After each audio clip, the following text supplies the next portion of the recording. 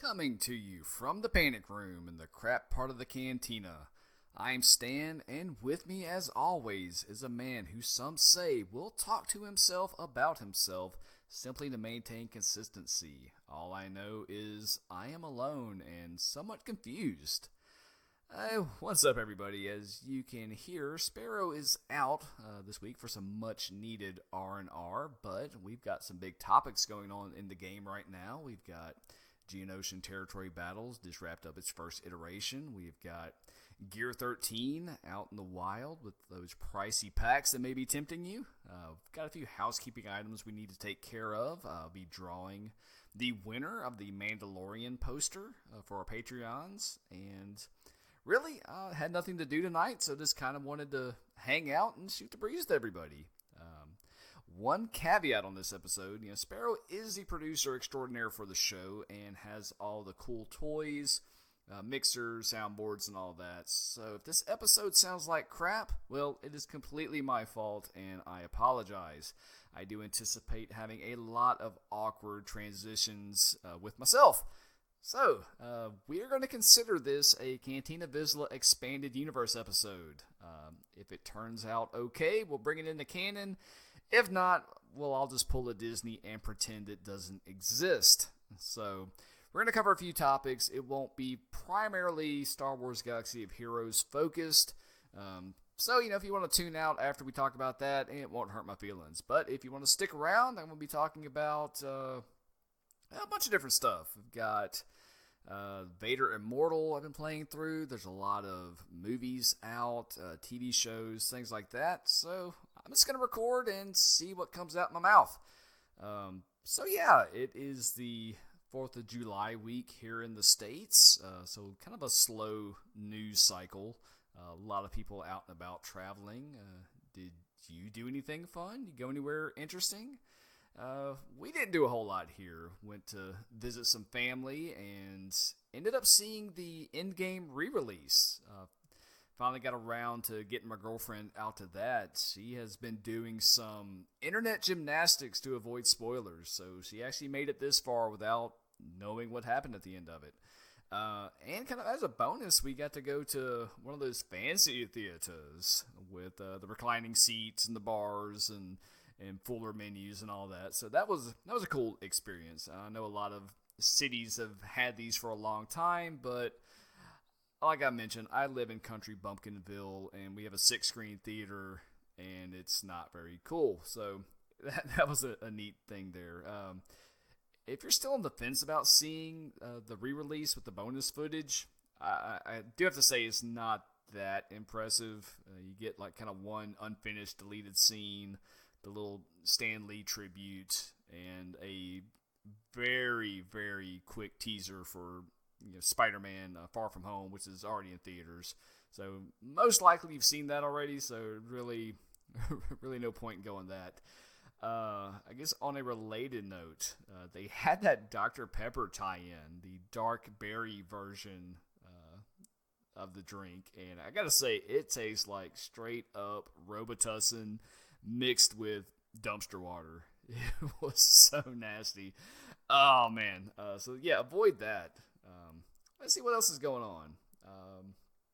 I do not want to be American centric, so happy Western Australia Day for those celebrating that. Happy Canadian Day, Canada Day. Happy Malawi, Solomon Islands, South Sudan, and Bahamas Independence Day. So there you go. Whatever independence you want to celebrate, man, knock yourself out. Oh, let's see. What else is going on? Well, like I mentioned, Gear 13 is hit the game. I have so far got 3 characters up to Gear 13. I finished up Grievous. He was my first one. Then I went with Malik and Bastila Fallen. And these are actually coming a little quicker than I expected them to. I have not purchased the packs, and we'll talk about those in a little bit. This was all done with saved up arena currency and just grinding the pieces out. So that's pretty cool. Has it made a huge difference? No, not really, because I'm still competing with a lot of people that have bought the packs. But yeah, we'll see how it plays out. I also put a Zeta on Count Dooku for the Geonosian Territory Battles, and I got to say, I think that's going to be a mandatory one. I didn't want to do it, but he's got to have it. So yeah, that was the stuff I completed this week. Not a whole lot of Star Wars news. We got a image of a t-shirt for the Mandalorian that has a picture of the IG unit on it, and it has its name or its designation. It looks like this one is going to be IG-11. I don't know if IG numbers work better the higher they get, the lower they get, or how, if it's golf score or what, but IG-11, there you go. Let's see. Daisy Ridley's been out on the promo circuit for her movie Ophelia, and has been dropping a little bit of Rise of Skywalker nuggets. She's mentioned that we will know or have answers on her parentage. She kind of addressed the controversy for The Last Jedi, kind of fan expectations, that sort of thing. And said she will probably not be in any other Star Wars projects, at least in the near future. So it looks like her trilogy will come to a close with the new movie. So, is it a misdirect? Is it not? We don't know. I guess we'll find out. I guess in other Star Wars news, I was able to play through Vader Immortal, Episode 1. It is the Oculus Quest, Oculus Rift exclusive VR experience. They're not really calling it a game. Now, I don't have an Oculus Quest. I have a Vive, so I have to kind of do a workaround to play the game.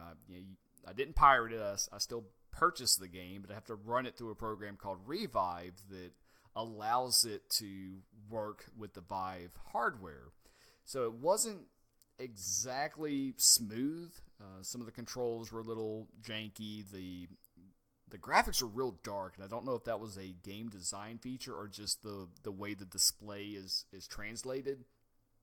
But, I was able to get through it. It's about an hour and a half long. Kind of light on gameplay. It's real basic item interaction. You do get some lightsaber combat in it, but the draw of it is just the experience. Being in Mustafar, being in Vader's castle, having him walk up to you, just being in the presence of Vader was really cool. The story deals real heavily into the comic book lore, kind of the latest Vader comics, where he is kind of delving into the more fantastical side of the Force, trying to circumvent death, bring Padme back, do the world between worlds type thing. So it's a little more fantastical than some people may like, and if you're not that familiar into the comic book lore, some of the stuff may seem out of place, but overall it was pretty cool. There are some neat Easter eggs in it. They reference some expanded universe planets that kind of bring them into canon. And they've mentioned the next episode will focus more on kind of force powers versus this lightsaber combat in this one. So I am looking forward to that. It's $10 an episode. There's going to be 3 of them, so $30 for a couple hours of Star Wars. I'll take it, janky or not. Let's see. Kind of looking at the calendar. I'm recording on the 6th. We've got the Millennium Falcon and Chewbacca events going on, so hopefully you're able to get those. Looks like we'll have a credit heist in the morning. I don't know about you, but I am kind of burning through credits faster than I have been in the past. I don't know if I'm just paying more attention to mods or what, but the days of me having 70 million saved up are coming to an end. I'm slumming it down into the 30 millions. Level cap increase coming soon? Maybe. I don't know. We'll see. We got Territory War coming up. Just a plain old vanilla one. We've got Legend of the Old Republic coming back on the 11th. So you'll be able to get your Revan on. Another Territory War And Grand Arena is coming back on the 9th. I think a lot of people are looking forward to that one with the new championship. So that'll be fun. I guess really the big question is, when is Malik coming back? We don't have confirmation on that, but I would expect it to be pretty soon, simply because we need him for platoons in the new Territory Battle map.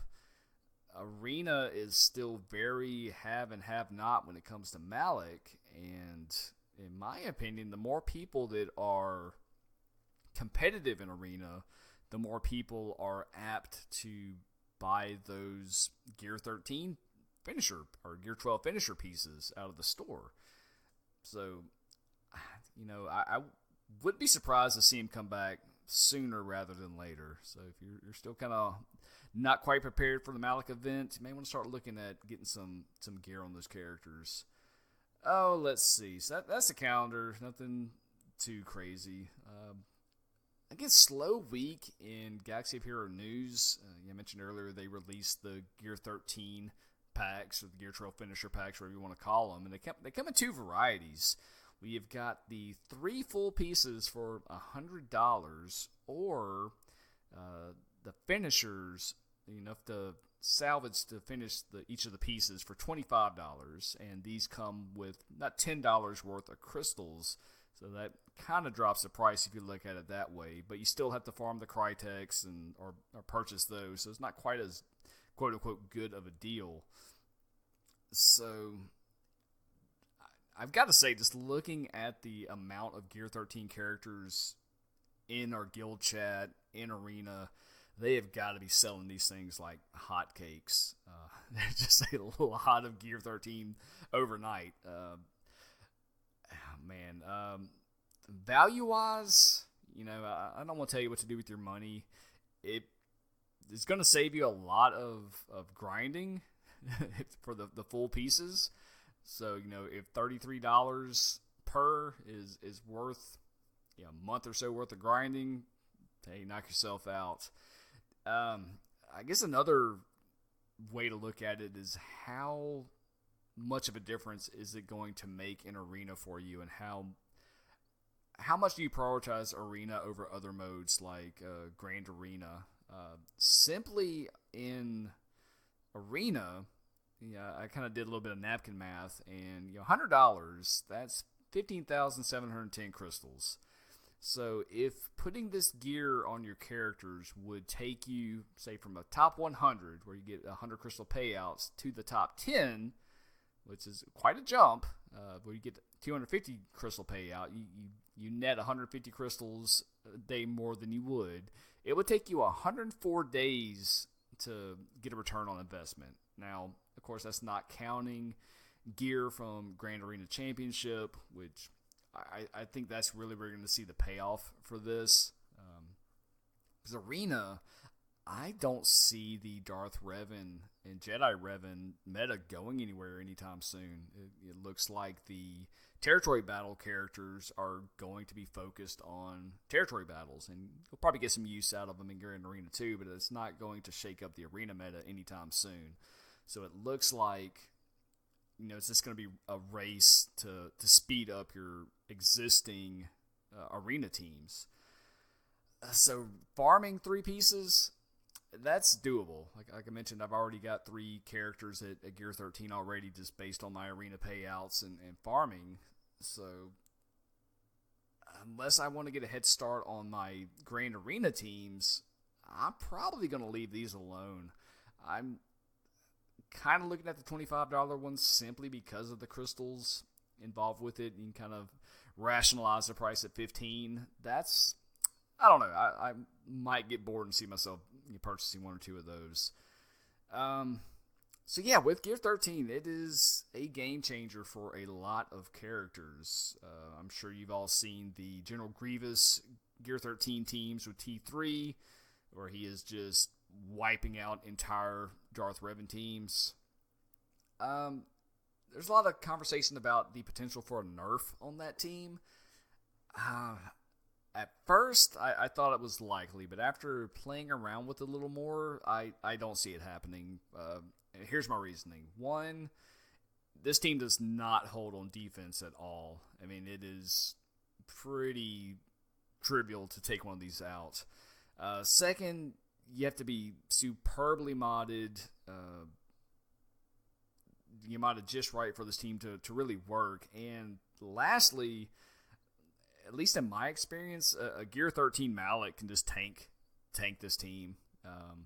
It may come down to him versus Malik on his own, but one kind of his energy drain move and Grievous is done. So I think it's going to be great for Grand Arena in certain aspects, depending on the opponent's modded team. But Arena, I don't think it's going to end up being that big a game changer. Gear 13 Canderous, he is a beast. There's been some really cool videos come out for him. So I anticipate seeing a lot of Gear 13 Candos out there. Any Gear 13 guys you're focusing on? Let me know. I'd like to see. It's always fun to see the teams outside of the meta get bumped up. I've heard good things about old Daka. I saw the one guy that did Cup. That was pretty funny. I've seen some Gear 13 Phoenix teams. Your Bosk could be pretty good. He's a great character as is. Plus, Houndstooth is a great ship. That's another one I'm kind of eyeballing as well. Let's see. So we had Grand Arena come out as well. There's a few little bugs on that where some people were rewarded twice, and they had to go back in and kind of adjust the payouts and the rankings for that. My first run, I gotta say, I didn't do so hot. I got a win. I didn't really chase the feats. I was mostly just kind of putting my teams out there and seeing how they perform. This is the exhibition, so I'm not too concerned with it right now. It is a mode that I am interested in. I do want to be competitive in, but right now, I'm not putting too much focus in. I'm still slowly working on getting my mods where they need to be.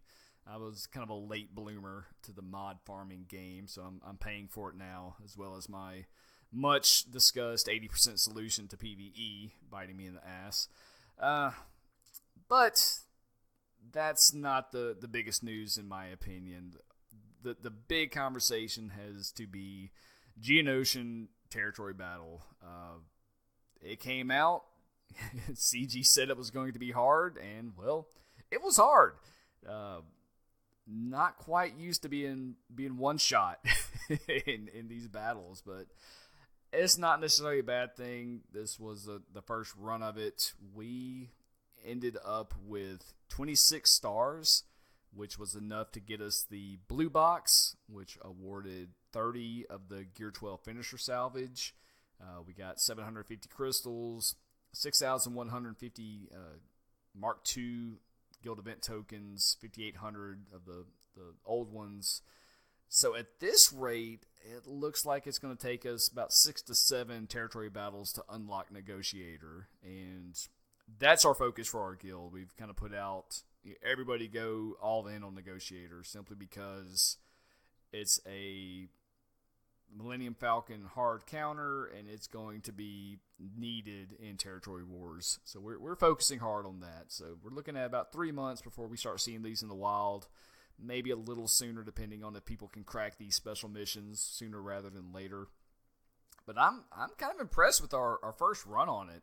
Some of the kind of rumblings coming out of the beta testing was that this thing was going to be absolutely brutal. Like we were expecting about 11 stars, and once we got past phase 1, we started getting a little more optimistic on it, and we finished up phase 3 feeling pretty good about ourselves, I gotta say. And then phase 4 happened, and we quit feeling really good about ourselves. It was a slaughter, to say the least. This poor bugs dropping left and right. Like, they just had raid and bug spray everywhere just ready for us.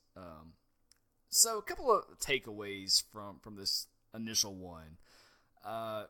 Here's kind of my tinfoil conspiracy. This one was going to be artificially hard.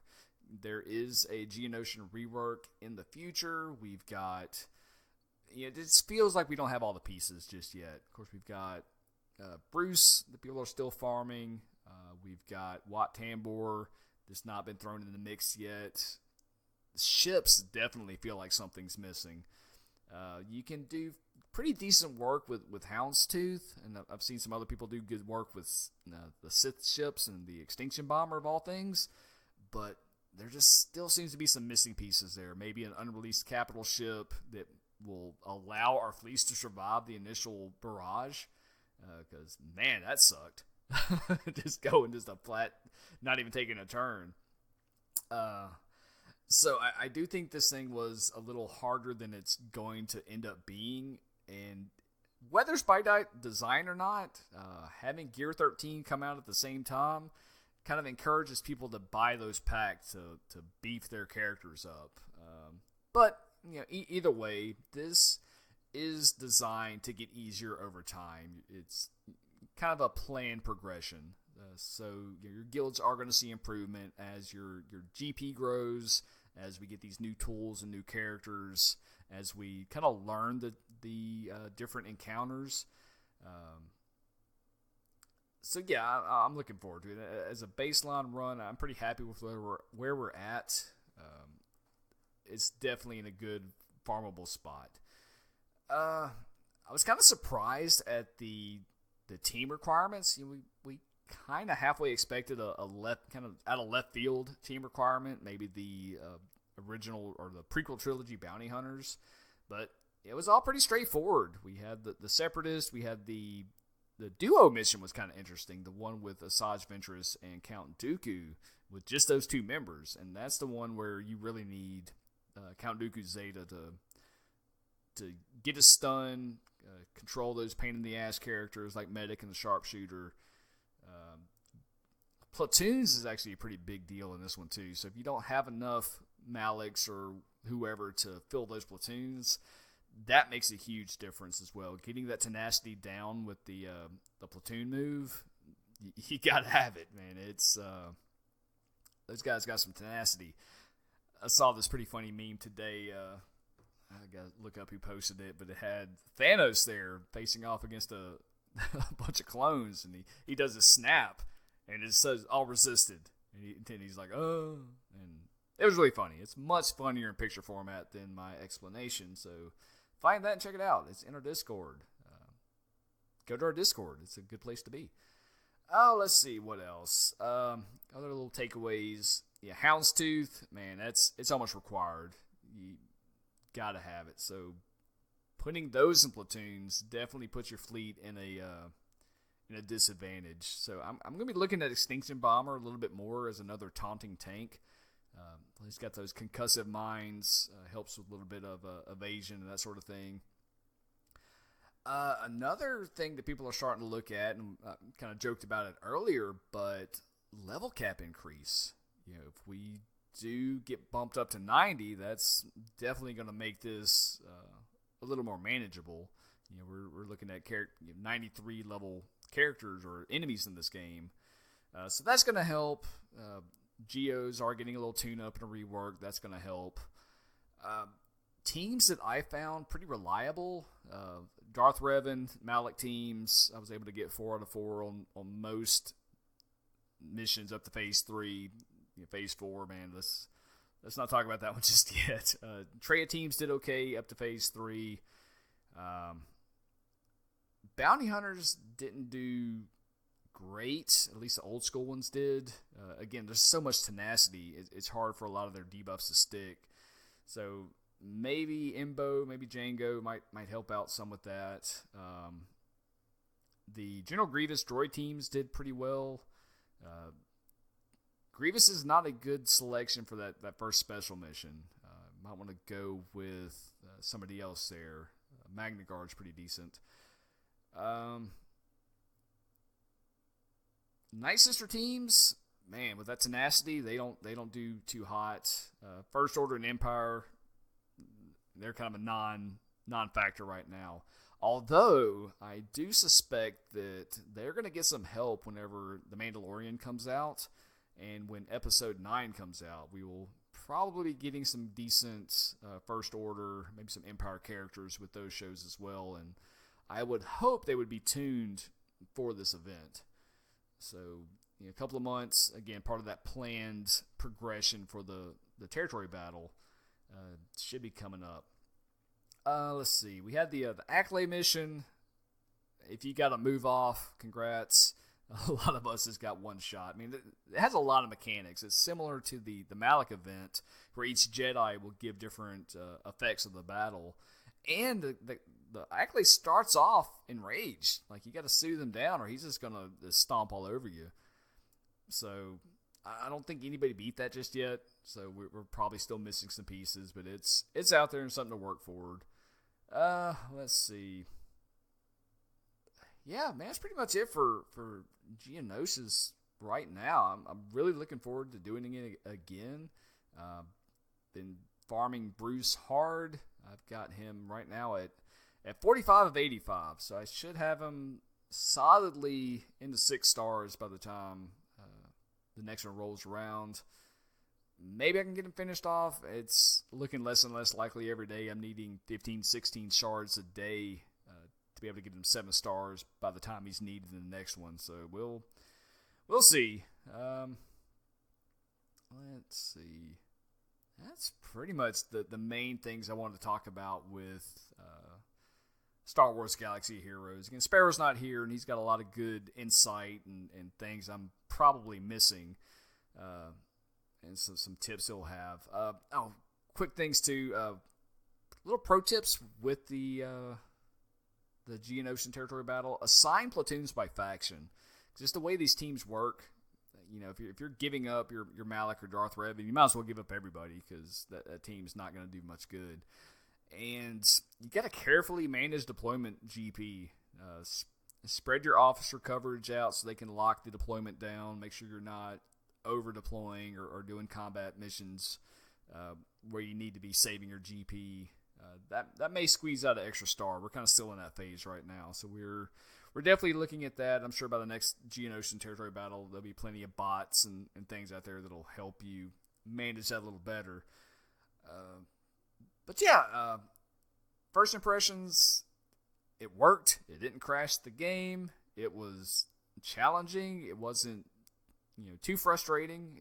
We did have some people not like getting one shot and kind of got pissed off at the difficulty toward the end. But looking at the rewards, we're still getting, if you're up at that level, you're getting better rewards than you would get at Darkside Hoth for sure. You're getting the new currency. You're getting the G12 finishers.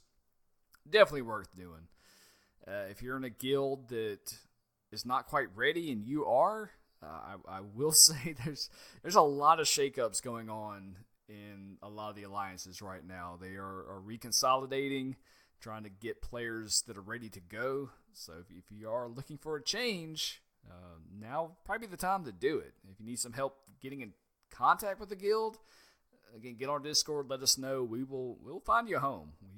We've got a lot of contacts out there. So let's see. As far as Marquee Watch, Shak T, I'm still expecting her within the week or two to start putting her on the table toward August to start preparing for the light side version of Geonosis. Yeah, man, that's pretty much it for Star Wars Galaxy of Heroes. So if that's what you're here for, then you can probably cut off now, and the rest of the show I'm just going to talk about everything else I've been doing. But first off, let's do the Patreon raffle for the Mandalorian poster. This is the one that I picked up at Star Wars Celebration as a picture of the titular Mandalorian. And the contest or raffle entry conditions was to list your favorite Mandalorian. Now, this brought up a lot of conversation over, who is a Mandalorian or not? Boba Fett, Jango Fett, are they Mandalorians? Are they pretenders? Who knows? I think the official canon is they are not Mandalorian. They're just wearing the armor. But for purposes of this contest, I will accept them. So, without further ado, the winner of the Mandalorian Poster is... This is my attempt at a drum roll. Hey, it is one of our newer patrons, Apocalypse. Congratulations. His answer was Jango Fett. So, Apocalypse, I will be getting in touch with you, get your information, and we'll get that poster out to you as soon as possible. So, thank you very much for your support, as well as all the patrons out there. Yeah, we do this show for free. We don't have any ads or anything like that, so your support helps keep the show running, helps pay some of the bills, and we really do appreciate it. And I'm hoping to do more contests in the future, kind of give back to the community, because y'all make all this worthwhile. Speaking of community, one of our community members, Cotman, man, he's going through some things. Not going to get your business out there, but we're thinking about you. Good luck. Hope y'all get on your feet soon, and we're thinking about you. All right, well, let's talk about some stuff, man. My kind of alternative plan for tonight was to try to make it as a streamer. Yeah, I actually got around to downloading Nox Player and doing the game on an emulator. So obviously the next step would be get the live stream going, get my Twitch set up. I've got my office set up now, so it actually looks kind of cool in the background. I've got my Star Wars shrine behind me, and man, it's ready to go. So I just gotta sit down with the technology and try to figure it all out. Gotta say though, the Nox Player, man, it looks nice on the PC. Yeah, I've been wanting a performance mode for a while in the game, and this is pretty close to what I want. I mean, the frame rate's really smooth. The graphics look great. It's a big change, playing from a phone screen to however large your monitor is. So that was pretty cool. So if you got some pro tips on streaming and doing the Nox Player and OBS and all that, hit me up, man. I'd like to talk shop about it. Speaking of my Star Wars shrine, I've been kind of in the mood to collect some more. I took a break for a little bit, try to not spend as much money as I have been, but there's been some Black Series deals out there I just couldn't pass up. I like to troll eBay and Mercari and Facebook Marketplace, try to find some decent deals whenever somebody just gets tired of all the Star Wars crap and starts selling their figures. So I was able to get some decent deals on some older characters I've been needing to get. I got everybody's favorite Rose. I've got young Lando. Got a original New Hope Princess Leia, which is not a great figure, but I didn't have her. Got her on the way. Picked up a battle droid. One that I did pay full price for was Ezra Bridger. He's one of the newer releases, and my local GameStop got him in, so I figured, what the hell, let me go pick him up. I recently pre-ordered Jedi Fallen Order from there. That's coming with the black figure as well. Unfortunately, when I went into the store, they had signs all over the place saying the store was moving locations. So I was like, okay, well, maybe they're getting a bigger store in town or something like that. Nope. Turns out that location is closing, and the closest one will be 45 minutes away from me. For a lot of real towns, it's not that big a deal because you got 20 GameStops within a 4 square mile radius. But here in my little 19,000 podunk town, this was one of the few places to get any sort of collectible or certain games, things like that. So I hate to see it close. I know GameStop is pretty shady when it comes to some of their business practices, when it comes to buying used games for a nickel and trying to sell it for $5 less than retail. They did it to themselves, but I still hate to see this particular store go. I mean, I do expect all the GameStops will probably be dead within 2 years anyway, but it's retail. It's a apocalypse out there. Let's see. I have been playing Shadow of the Tomb Raider, and I finally finished that one up, and I don't know what to think about it. It's like a lot of things, it kind of suffers for the need to try to go bigger and more bombastic each episode. Like when they rebooted the series, kind of their gritty reboot, it was fairly realistic, grounded in reality. Lara Croft was just a normal person going through crazy things, and it was cool. It really resonated. But then as the series progresses, they got to go bigger and badder and more badass, and they start throwing in supernatural elements, and they got to raise the stakes to where you can't just go explore a tomb.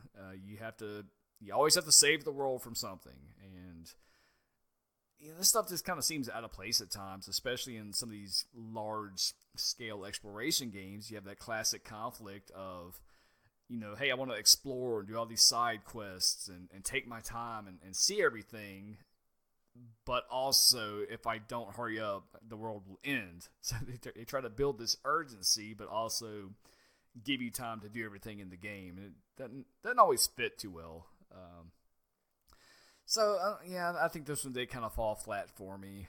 I guess in other third of the trilogy type things, Stranger Things Season 3 came out, and we binged that over, one episode one night and the rest of them the next night. It was actually better than I expected it to be after Season 2.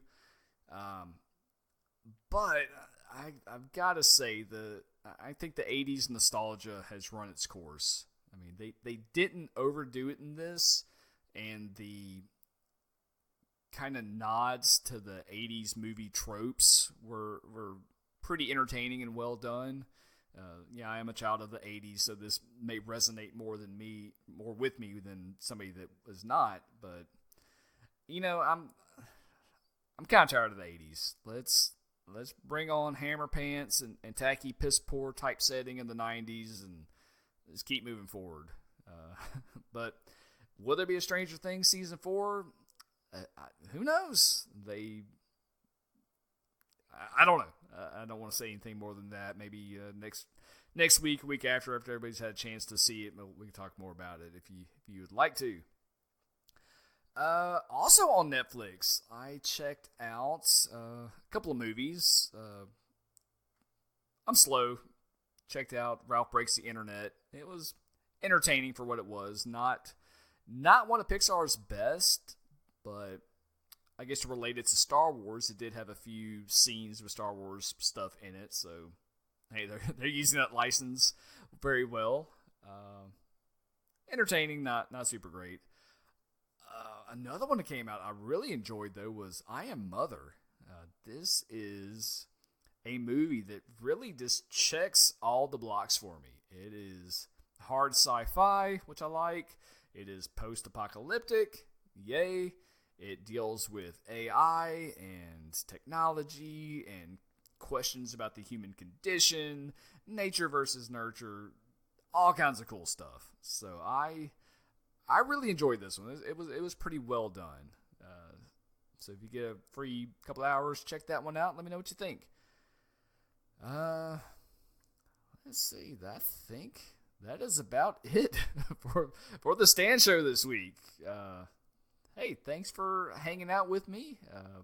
We will be back to our normal routine next week. Sparrow will be back. Show will probably be much, much better. So, y'all know the deal as far as housekeeping goes. Leave a review on iTunes, your podcast server of choice. This helps us to grow. Check us out on thealliancegaming.com. You can email us at cantinavisla@gmail.com. Join us on our Discord. That's probably the best way to contact us. We are on there all the time. Probably more than we should be, but it's what it is. Check us out there. I'll put the link in the show notes. And yeah, last but not least, if so inclined, if you like supporting the show, check us out at patreon.com/CantinaVisla. That is VIZSLA. Any support you give will give you access to our Patreon-only rooms, We have a Grand Arena Recon where if you need some help figuring out your strategy or teams, we will help you out there. And ask questions, do whatever. If you don't want to, hey, we're still going to do the show for free. We'll still talk to anybody that wants to talk to us, Theorycraft. We're never going to charge for access or anything like that. Because we love you guys and we want to hang out with you. Anyway, that's it for me for tonight. Hope you enjoyed the show. Hope this turns out okay and doesn't fall apart when I try to upload it. Thank you so much, and we will see you next time. Bye.